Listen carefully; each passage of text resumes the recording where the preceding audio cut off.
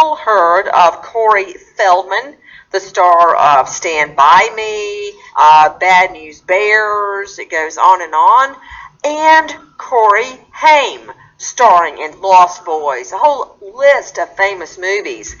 But now Corey Feldman is publicly saying he will not rest until his, quote, promise to Corey Haim is fulfilled. He is seemingly on a crusade, and I'm talking about the star of Goonies, now 46, Corey Feldman, in a very revealing statement, claims he is crusading to expose alleged sex abuse in Hollywood. And he claims he's speaking out on behalf also of his friend Corey Haim. Listen. Enough is enough. He will kill me. People need to know the truth. Corey Feldman has been very outspoken in recent months about the sexual abuse that he says he and many others growing up in Hollywood endured, including best friend Corey Haim. Corey asked me to make sure that if he died before me, that his story was told. And I am doing exactly that. That is from E! News Online. With me right now is someone who disagrees vehemently with Corey Feldman. Right now, joining me is the mother of Corey Haim. Judy Haim is joining us. Judy, thank you for being with us. First of all, I cannot imagine the grief and the pain that you went through when you lost your son, Corey Haim. And I know you still feel that loss every single day. And now to have Corey Feldman, as he says, honoring a promise he made to your son to expose sex abuse. What do you make of it, Judy? Well, I have everything in kind of writing. What I make of it, it's all full of crap. And it goes back to the reality show. On the reality show, on the two Coreys, if you go and have a good look and you really pay attention to the second season of the two Coreys, you will find that my son threw both of them, Corey Feldman and his wife, from his house. They did not like each other at all. They were in odds with each other for a very long time. People need to really watch the reality show very carefully, because Corey Feldman sent me an email this year saying like this. And we did go to his house after the show was done because my son wanted to go and buy his son Zen a toy. So we went over there, and he said like this, and this was right after the second season. And he said, Corey asked me to tell his story. The night you guys came over to the house, and Susie made you dinner, and after the show, and we all made up. He asked me to do it because he lived his life in fear, and he said, tell my whole story and why I am the way I am. And I just kept reading it, and I'm going, he claims, yeah, I remember going to his house. I was there. His assistant, Dre, happened to be there, so I called Dre, and I said, Dre, do you remember them taking off from the living room? Do you remember them going somewhere else? Do you remember my son ever telling Corey Feldman, of all people, to write his life story right after the second season of the reality show, after he didn't want to have anything to do with them whatsoever? That doesn't sound like my son, and he never said anything like that. Now, he's saying it to everybody. This is the biggest lie that Corey Feldman is saying to everybody, that my son told him to tell his life story. The timing is absolutely impossible, and at this point, I want proof. I want proof that my son signed something or said something, because he got away with this life for way too long. And this is how he's raising money, from his campaign, saying, don't worry, soon we're going to find out who Corey Haim's abuser is. But people don't seem to remember that on the two Coreys, my son told me one day that he's had enough of them pointing fingers at him regarding drugs. And everybody knows My son said it to the world that he's on prescription drugs. But Corey Feldman was hiding it and pointing fingers, and my son had just about enough. So he told me that one day, this is it, on the show, on national TV, he's going to come out and he's actually going to tell Corey Feldman and surprise him with the fact that his friend, Dominic Brasha, was the one that he introduced my son to as soon as they met at 15 and a half, as soon as we moved to Los Angeles. Miss Haim, with me is the mother of Corey Haim, the star of many, not only movies, but TV successes. And we were talking about allegations made by Corey Feldman. Feldman claims that he is telling the story of Haim's sex abuse, molestation as a child, that he never got to tell. Lee Egan with me, investigative reporter with crimeonline.com. Lee, Feldman is going from one show to the next, making these claims of alleged sex molestation that occurred to Corey Haim when he was a child. What various programs has he been on? His allegations with Dr. Oz. We came up with this image, this man. I'm going to show you his picture. I want you just to confirm if it's the right person or not. Okay? Is that him? Mm-hmm. That's him. The man who abused you. Did you give his name to the LAPD? Yes. Can I share his name with America? I just don't want, again, I don't have legal representation yet. Then let me, as the host of this show, try to reciprocate some of your braveness by sharing the name myself. Okay. The man whose picture I just showed to Corey, his name is Alfie Hoffman. What does that name mean to you? Well, he was the guy who ran Alfie's Soda Pop Club. And I met him when I was 12 years old. He came to my house to pick me up in his car. And I had heard rumors that he threw the coolest parties in town, and he was very connected. And he was the son of Bobby Hoffman, who was the top casting director at the time for one of the major studios. That studio ran many of the hit shows that were on TV at the time, from Happy Days to Laverne and Shirley to Mork and Mindy. All the top shows, and many of the shows that I guest appeared on as a kid, because I went from one show to the next to the next. So when you got an invite to go to Bobby Hoffman's private party, this was a very big thing. And the fact that his son was coming to pick me up himself was also a very big thing. And my mom ushered me into the car and said, "Go have fun."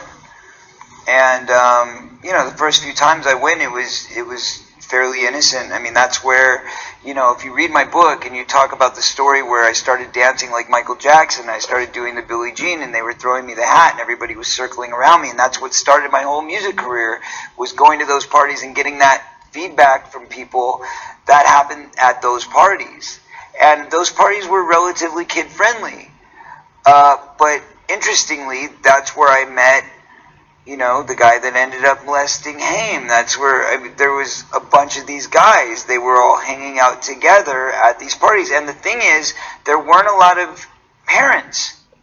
Lee Egan, Crime Online investigative reporter. Lee, Corey Haim's mother, Judy, says that Corey Feldman is simply lining his own pockets by making these claims and leading this crusade. Is that possible? Is there a way for him to line his pockets? It is possible. I think a problem that many people had was that he's claiming there's these sex abusers out there, but he has no intentions of making all of them unless he earns enough money to make what he's saying is going to be a feature film where he's going to drop the name. Okay, wait. What did you just say? He's raising money. He has a Indiegogo campaign, and he wanted $10 million first, before he would expose. Wait a minute. Wait. Let me understand what you're saying.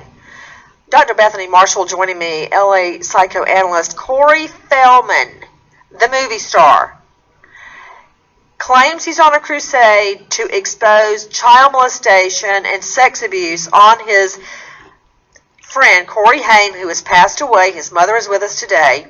but he's only going to make all of the abusers' names public once he raises several $1 million. Dr. Bethany Marshall, I want to know the truth. I want to know the truth. And if there's a child molester out there, I want him behind bars for the rest of his life. But something's not right about this. If you help me raise $10 million, then I'll tell you who abused Corey Haim, who coincidentally has passed away. I want to say something. Jump in, Judy. I want everybody to remember that my son, he was one of those people that if you look back at every single interview he's ever had since he started this business at 13 and a half, he told the whole world everything. He never hid anything. So he went on national TV on the reality show, and he actually exposed his own abuser, which was Corey Feldman's friend, Dominic Brasha. He exposed his own abuser without asking a penny. He didn't say, I want $10 million to make a movie to expose my abuser. So even after he did that, even I went on Dr. Oz and exposed the same guy. Dominic Brasha is one person that I know that my son ever talked about. There are no more abusers out there. I want people to understand that. There was one guy, my son really surprised them and shocked them on the reality show, saying, you introduced me to your friend who abused me, and you were friends with him before, and you continued being his friend afterwards, knowing what he did to me. Well, when my son passed away and Corey Feldman was ready to write his book, he told me on the phone that it's payback time. Nancy, we should note that Dominic Brassia has denied emphatically that he ever had sex with Haim. I want to say something about Corey Feldman. Nancy, do you remember Randy Quaid and the Star Whackers? This was Dennis Quaid. Yes, I do. Well, I remember Randy Quaid, but I don't know the other thing. Okay, so he became convinced that there were people in Hollywood called Star Whackers that were going to come and kill him and his wife. Oh, and yes, so, it's all coming back to me. So they fled to Canada. They Did it have anything to do with not paying their bills in the U.S.? Absolutely. So then they were squatting in somebody's house, but there was this elaborate thing that, oh, somebody's going to come kill us because we're celebrities, and they're called the Star Whackers, and they successively used this story to get out of responsibility. And then I also suspected that Randy Quaid may have had like a delusional disorder, like been somewhat paranoid. Okay, how am I getting into Randy Quaid, who I would like to point out Dr. Bethany Marshall has not treated, but what does that have to do with Corey Feldman? Because this idea that Corey Feldman has, that people are going to come kill him if he doesn't tell the story, it has that similar, like, factitious, malingering, making stuff up quality, just to get out of responsibility and to gain notoriety. And he's injecting himself into the notoriety of his deceased friend who can't speak up for himself. So I just think it reminds me of that story because it has a similar sort of a pathetic quality. To Lee Egan, crimeonline.com investigative reporter, what does Corey Feldman say to all of this? I mean, Corey Haim's mother, Judy, is saying this is absolutely not true. What does Feldman have to say? Feldman is being quite rude to Judy. If you listen to his interviews, he made his own YouTube video where he called her a liar, challenged her to a lie detector test. Then he went on Dr. Oz and pretty much said the same things. He said she's in denial, that he's telling the truth, and Judy needs to work with him, not against him, etc., etc. Well, the thing that bothers me is that that Feldman is not naming the child molesters unless he raises X amount of money through donations. That concerns me. And I lived through it in court. If a sex attack victim does not come forward to police, it casts a pall on the entire case. Doesn't mean it's not true, but it means you've got a credibility issue. Judy Haim, if you could speak to Corey Feldman right now, what would you say? Oh, and I said it before. I said, first of all, do not speak about my kid. I never put you in charge of my family's spokesman. That's number one.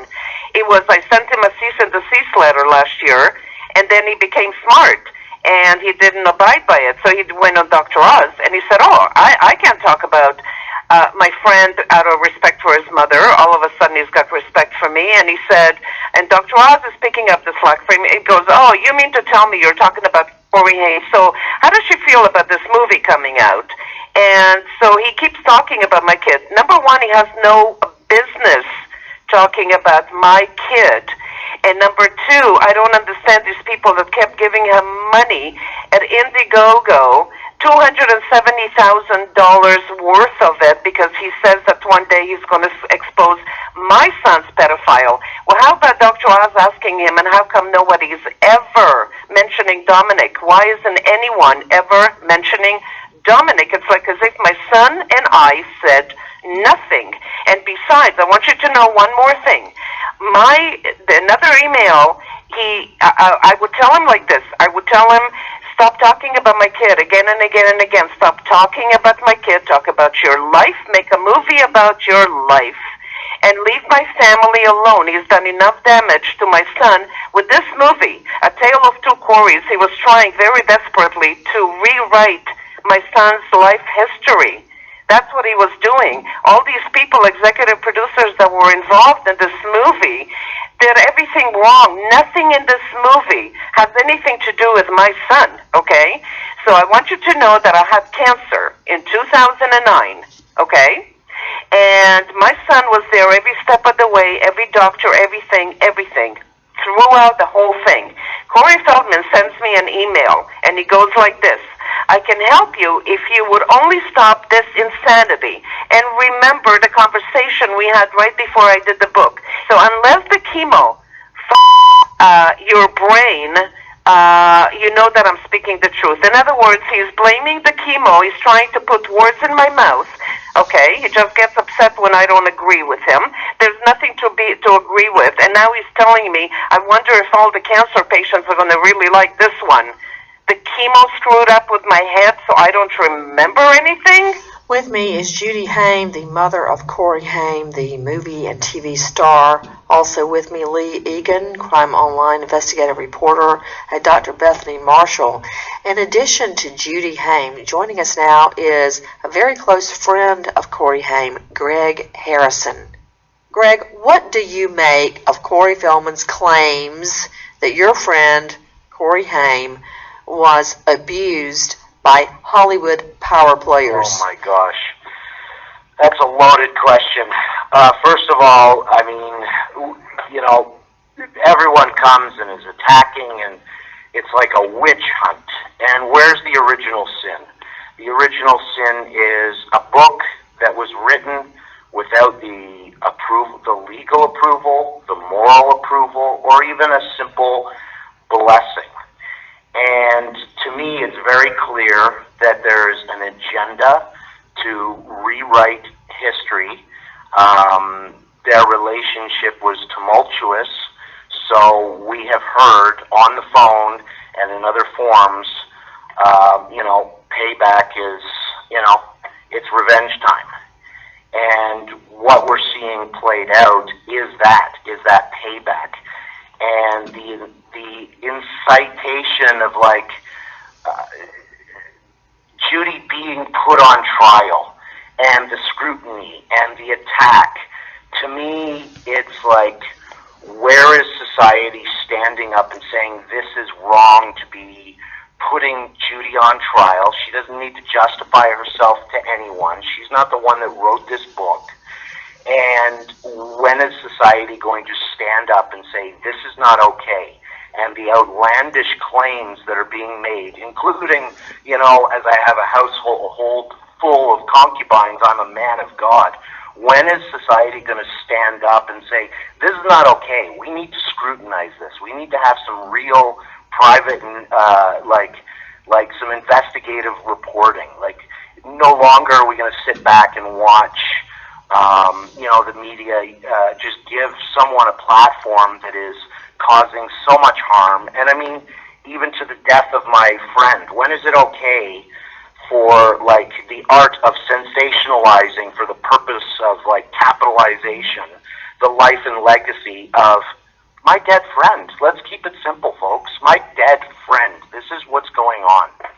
And so it's outrageous when I can tell you that a lot of this is lies, from big ones to small ones. Nancy, we should note that Crime Stories has invited Corey Feldman to join us and to tell us his story and to respond to what's been said about them. While we hold out hope he'll agree, he's yet to accept our invitation or even to provide a statement. We are watching as this unfolds. Nancy Grace, Crime Stories, signing off. Goodbye, friend.